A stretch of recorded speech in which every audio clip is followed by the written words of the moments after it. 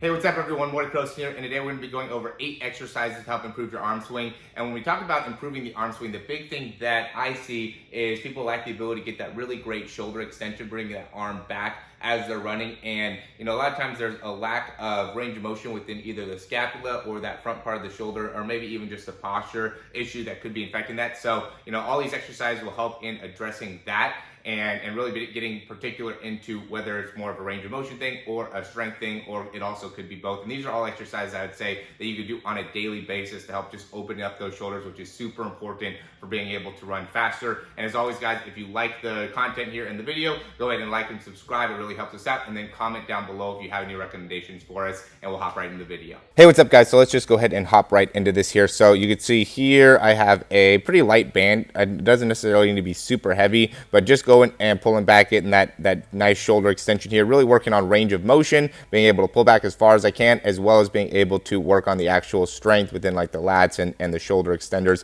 As I'm doing this, I want to just make sure that I'm really pulling back with those scapulas, getting those the shoulders back and not allowing the shoulders to round too far forward as I'm pulling back. All right, and then this one here, we have the same leg back as the arm back that's pulling, and that just helps in being able to create some degree of rotation through the scapula and through the shoulder to help with the range of motion there, and being able to really maximize the extension within the arm. So it's a similar exercise. We're just going one arm instead of two arms to really help in getting a little bit more rotation and extension within that single side. And then the last one here is more of like a tricep extension. So you can see I pull back with the elbow and then go ahead and extend, and then I go and bend the elbow back and then bring the arm back forward, then pull back with the arm, keep the elbow there, and then go ahead and extend. So it's really working more of the tricep, which is still important for being able to create extension within the shoulder. And so when you want to be able to build that up as well, it's just a little bit different of a exercise, and still being able to really maximize the extension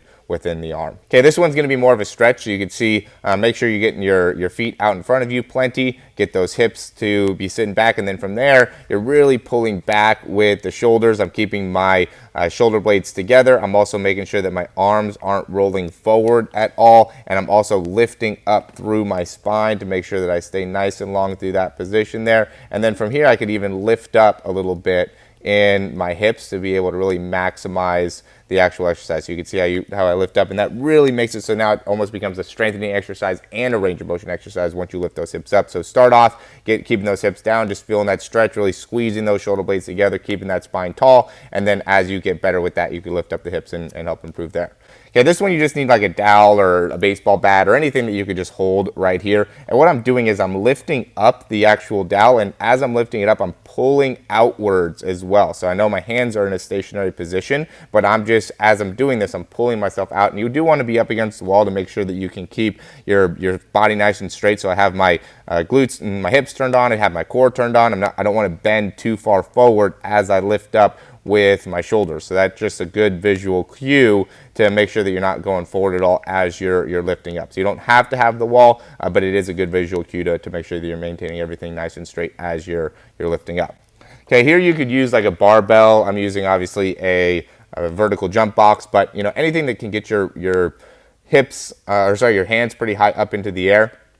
And then what I'm doing on this one is I'm more like sitting back, almost as if I was going to rock underneath this box here, and you can actually do that if you have that shoulder range of motion, being able to get all the way back underneath. It's the same idea though as in all of them. Keep the shoulder blades kind of pinched together, make sure you're maintaining a nice long spine position. This one's going to really make those shoulders come forward a little bit more, so you have to really stretch out the pecs in order to do this. And then this one, I'm more walking away from the actual box. So you can see the difference in the other one where I was almost coming underneath, and then this one I'm trying to almost get as far away as I can. I have a lot more of a upright spine as I'm going through this stretch, but you could also use that barbell for this one as well. And then this one, I just am bending my elbows and I'm pushing down with the fist. I almost feel like this is the best one out of these three. that will really make a big difference in being able to carry over more from the sprint perspective, because when I'm running, I have more of that 90-90 position. If you end up having more of the extension when you go back, then those last two would probably be better, but if you have that bent arm, then this one would probably be the better one for you. This one, I just interlock my hands there first, and then I'm, again, keeping my spine nice and tall, lifting up my hands, maintaining extension, maintaining a tall position in my body. I just don't want to end up leaning too far forward as I'm lifting up. It's about keeping everything upright, keeping the hips nice and turned on, keeping the core nice and turned on, and then creating the extension that you need within your back. And you just go down, hold it for like 3 or 4 seconds, and then come right back down. This one is a crab type exercise here, so you can see both sides where my hands are facing straight back. I'm really allowing myself to get as much hip extension as I can. I'm pulling back with the shoulder ones. This one is probably the best one of all of them. I'm really saving some of the best ones for last, just because it really makes a big difference in being able to open up the shoulders. Just again, make sure that you're allowing your hands to be, you know, far enough back so now your shoulders aren't rolling forward. This really allows you to open up that chest,